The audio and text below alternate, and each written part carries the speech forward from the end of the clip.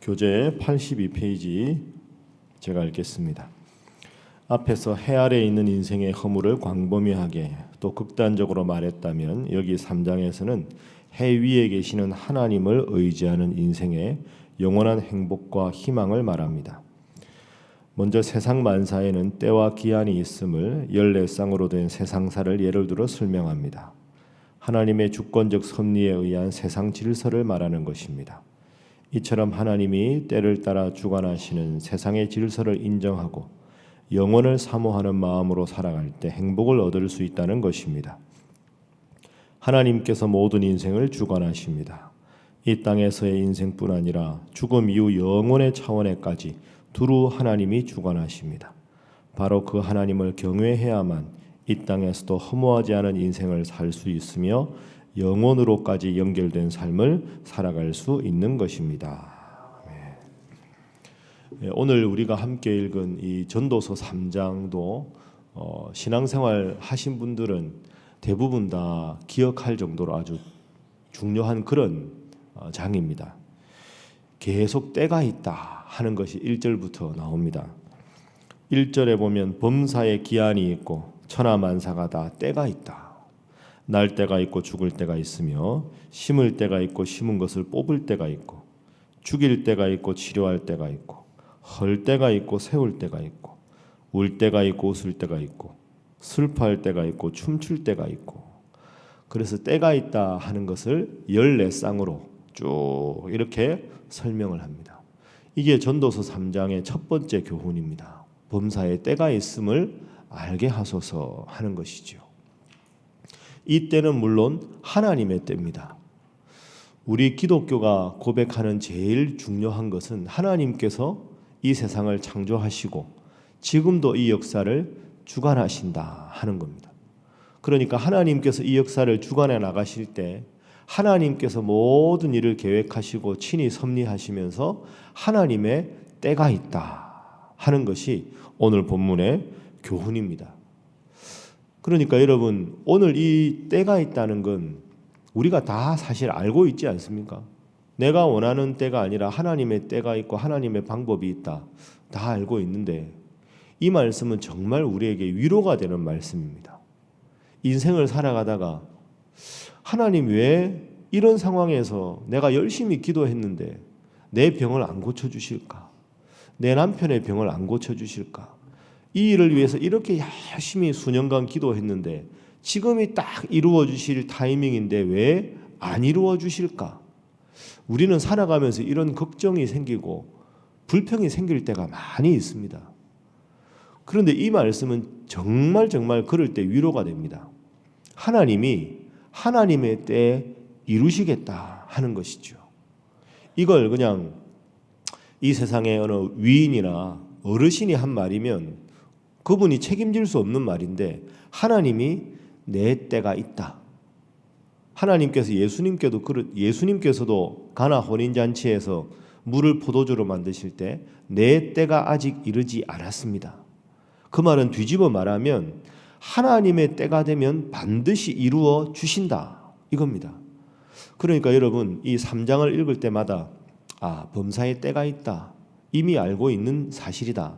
이렇게 생각하지 마시고 내 때 내가 원하는 방식으로 하나님 응답해 주시 않으셔도 하나님의 때 하나님의 방법으로 반드시 응답해 주신다. 그래서 좌절하는 상황에서도 좌절하지 않을 수 있고 낙담하는 상황에서도 낙담하지 않을 수 있는 것은 하나님의 때 반드시 이루어 주신다 하는 겁니다. 그래서 오늘 이 3장은 그 어느 성경의 장보다 희망의 장입니다. 위로의 장입니다. 그래서 그런 걸 꼭 기억하시고 하나님의 때 하나님의 방법으로 이루어 주시기를 기다리시는 여러분 모두가 되시기를 바랍니다. 그런데 이제 첫 번째 교훈인데 두 번째 우리가 생각할 건 우리에게 고민이 있습니다. 마음이 불편하다는 거죠. 그래도 하나님 내 때에 좀 이루어 주시지. 분명히 지금 이루어 주셔야 되는데 이왕 이루어 주실 거 이왕 해주실 거 화끈하게 내가 원할 때 해주시면 나도 좋고 하나님도 좋고 왜 그런데 하나님 안 해주십니까? 낙담이 들 때가 있습니다. 그걸 어떻게 해결할 수 있을까? 하나님의 때를 기다리다가 내 마음이 힘들고 어려울 때 어떻게 해결할 수 있을까? 이게 두 번째 교훈입니다. 자, 11절 한번 읽어보겠습니다. 자, 11절 시작. 하나님이 모든 것을 지으시되 때를 따라 아름답게 하셨고 또 사람들에게는 영혼을 사모하는 마음을 주셨느니라. 그러나 하나님의 하시는 일의 시종을 사람으로 측량할 수 없게 하셨도다. 아멘. 두 번째 기도 제목은 나의 때와 영원히 연결되어 있음을 기억하게 하소서 하는 겁니다. 나의 때와 영원히 연결되어 있음을 기억하게 하소서. 그 11절 말씀에 보면 영원을 사모하는 마음을 주셨다. 하나님 이렇게 말합니다. 그러니까 모든 사람들 중에서 하나님 믿는 사람도 있고 믿지 않는 사람도 있지만 하나님은 믿는 자나 믿지 않는 자나 하나님을 사모하고 영원을 사모하는 마음을 모두에게 같이 주셨다. 이렇게 말합니다. 그러니까 하나님께서 11절을 통해서 말씀하시는 건 너의 때 이루어지지 않아도 분명히 이 역사는 내가 주관하고 있다. 너의 때가 아니라 영원을 사모하는 마음으로 더 기다리고 더 인내하라. 그 근거가 11절 후반이지요. 하나님이 하시는 일의 처음과 끝을 사람이 측량할 수 없다. 그러니 여러분 힘들고 어렵더라도 11절 말씀을 꼭 기억하십시오. 하나님, 제가 원하는 때 하나님 응답해 주지 않아 마음이 쉽지 않습니다. 그러나 하나님의 하시는 일의 시종을 우리가 측량할 수 없다 하셨으니 영원을 사모하는 마음으로 하나님의 때를 기다리겠습니다. 저와 함께 해주시고 제 마음을 붙잡아 주옵소서. 그렇게 우리가 기도해야 합니다. 제가 자주 드는 비유지만 인생은 직선도로가 없습니다. 그 누구의 인생도 직선도로가 없습니다. 우리가 이제 내일부터 설명절이라 여러분 고향 가시겠지만 고향 가는 길이 직선이 있습니까? 가다가 이렇게 커브도 틀고 그래서 좀 더 인생에 대한 적절한 비유는 고속도로보다는 백길이라고 생각합니다. 제가 학생들 가르칠 때도 그렇게 했는데요. 인생은 백길이다. 그 신학교 있다 보면 학생들 막 괴로워서 오는 학생들이 있거든요.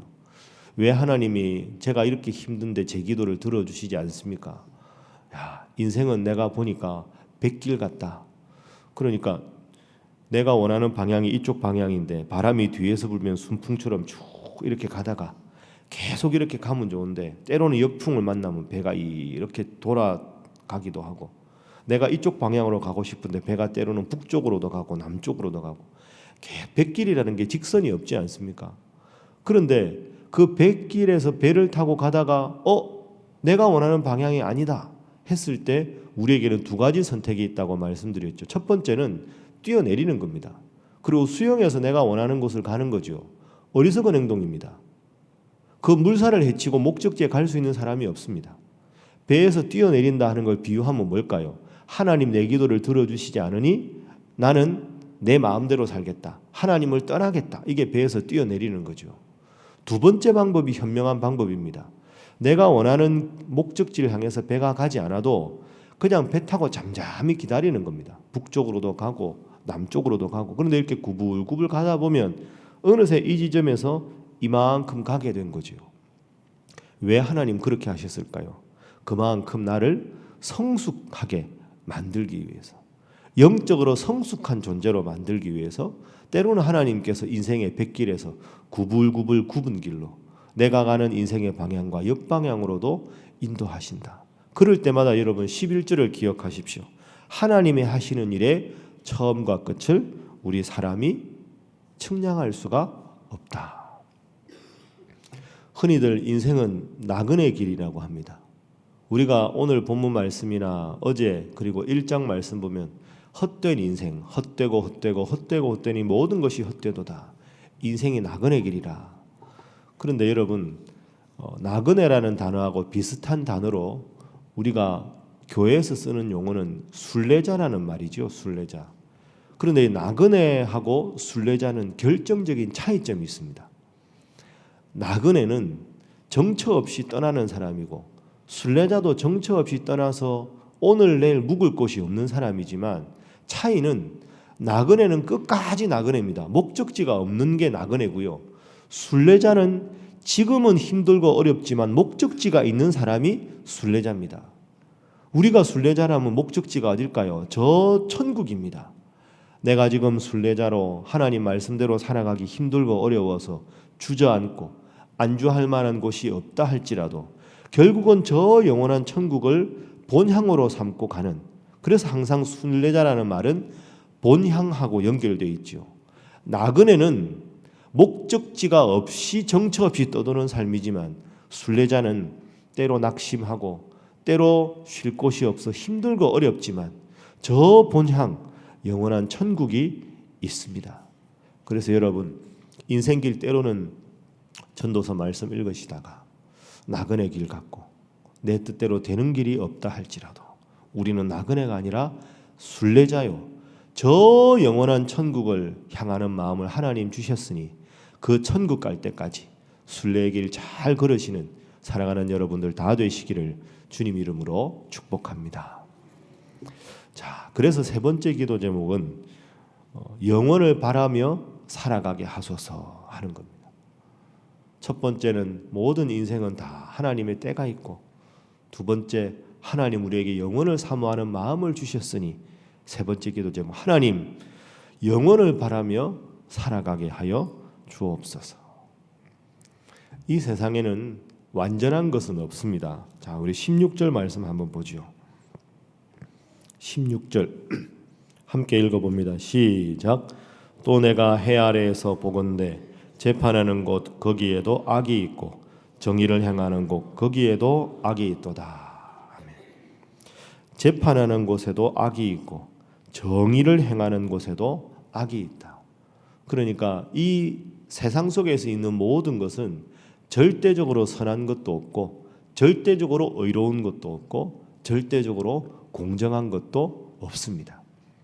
왜 이 말씀이 3장에 있을까요?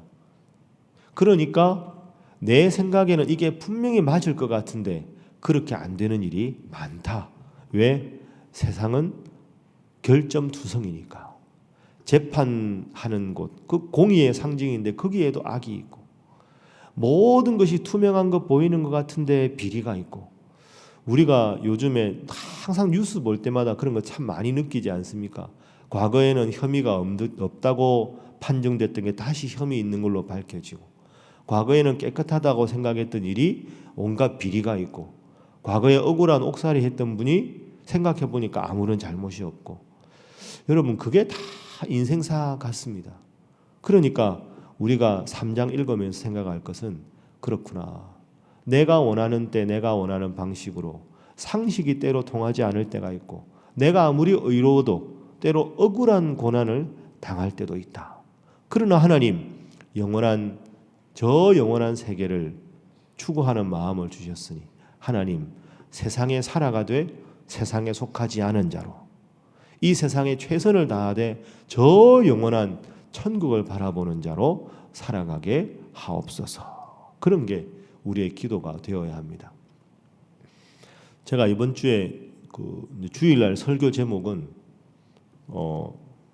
갑자기 까먹었습니다. 제가 이번 주 설교 제목을 여기 써놨는데요. 오늘 교재에 보면 해 아래 인생, 해 위의 하나님, 이게 이번 주 설교 제목입니다. 대충 감이 오시죠? 해 아래 인생, 우리는 이 해 아래 살아갈 수밖에 없습니다. 해 아래 인생, 해 위의 하나님, 이게 무슨 뜻일까요? 해 아래 살아가는 사람들 다 똑같습니다. 그러나 해 아래 인생이 다라고 살아가는 사람이 있는데, 전도서가 지향하는 가장 중요한 성도의 삶은 해 아래 함께 믿지 않는 사람과 살아가고 있지만 해 위에 하나님이 있음을 기억하고 그 하나님 뜻에 따라 살아가는 인생이야말로 헛되지 않은 인생이다. 이게 전도서의 전체적인 고백입니다. 여러분 이번 주 설교 제목이라 기억하는 게 아니고요, 평생 이 제목을 한번 기억해 보십시오. 한번 저를 따라 하시죠. 해 아래 인생, 해 위에 하나님. 다시 한번 합니다. 해 아래 인생, 해 위에 하나님. 그렇습니다. 오늘도 세상에 살아가지만 해 아래 인생이지만 해 위에 하나님께서 여러분을 여전히 지켜보고 여러분과 함께 하심을 기억하고, 욥이 그 고통 가운데 하나님 버리지 않았다고 욥에게 말씀하셨던 그 하나님, 모든 일에 내가 원하는 때 내가 원하는 방식으로 응답해 주지 않아도 영혼을 사모하는 마음만 갖고 하나님 바라면 하나님의 때 하나님의 방법으로 이루어 주시기를 반드시 믿으시고, 해 아래 살아가는 인생, 해 위에 하나님과 더불어 날마다 동행하시는 사랑하는 모든 성도들 되시기를 주님 이름으로 축복합니다. 자, 여러분 이제 내일부터 명절 기간입니다. 여러분 명절 기간 잘 보내시고 은혜 가운데 보내시고, 또 오늘은 여러분 지난주에 주보 광고한 대로 사순절이 시작되는 날입니다. 사순절은 매년 부활주일 날짜가 달라지죠. 부활주일 날짜는 원래 달라지는 것이 우리가 지금 쓰는 양력, 태양력이 정해지기 전에 나라마다 다 부활주일이 날짜가 다르고 시기가 다르니까 4세기에 모든 당시 교회 대표들이 모여서 예수님의 부활이 기쁜 날인데 다 다르니까 날짜를 정확하게 정하자. 그리고 그 당시 양력이 없으니까 어떻게 정했냐 하면 춘분이 지나고 보름달 뜬 그 다음 주일을 부활주일로 지키기로 했습니다. 그러니까 춘분 후에 우리가 보면 달 뜰 때 춘분이 지나고 첫 보름달 뜨는 날, 그날 지난 주일이 부활주일입니다. 그러니까 올해는 그게 4월 1일일 겁니다. 그러니까 이 날을 기점으로 해서 40일간을 경건하게 예수님의 십자가와 부활을 묵상하는 기간이, 순자가 열흘을 뜻하죠. 40일, 사순절입니다. 그런데 날짜를 계산해 보면 46일입니다. 그 왜 그러냐 하면 이 사순절 기간에는 금식도 하고 고행을 했는데 주일날에는 하나님 앞에 예배도 드려야 되고 말씀 공부도 해야 되고 찬양도 해야 되고 전도도 해야 되는데 금식하게 되면 그런 활동을 못하니까 주일을 엿새를 빼고, 그러니까 부활주일을 기점으로 해서 역으로 사실은 46일 동안 사순절을 지키고 주일을 뺀 40일간 경건하게 지내는 기간이 사순절입니다. 그래서 따로 사순절에 대해서 제가 설교하지 않겠지만 여러분, 이 사순절 기간 동안 내가 어떤 자세로 신앙생활을 하고 있나, 내가 정말 하나님을 믿는 열심이 여전히 내 마음속에 있는가, 예수님의 십자가를 분명히 믿고 살아가는가, 스스로 깊이 돌아보셔서 새로운 은혜를 체험하시는 귀한 사순절 다 되시기를 주님 이름으로 축복합니다. 함께 기도하겠습니다. 오늘 말씀 생각하면서 하나님, 범사에 하나님의 때가 있음을 기억하게 하시고 나의 때와 하나님의 때가 달라도 하나님의 때를 기다리는 믿음을 주시고 늘 영혼을 바라며 저 천국 바라며 믿음 생활하는 자 되게 하여 주옵소서. 함께 기도합니다. 주여 믿습니다. 주여 믿습니다. 주여 믿습니다. 하나님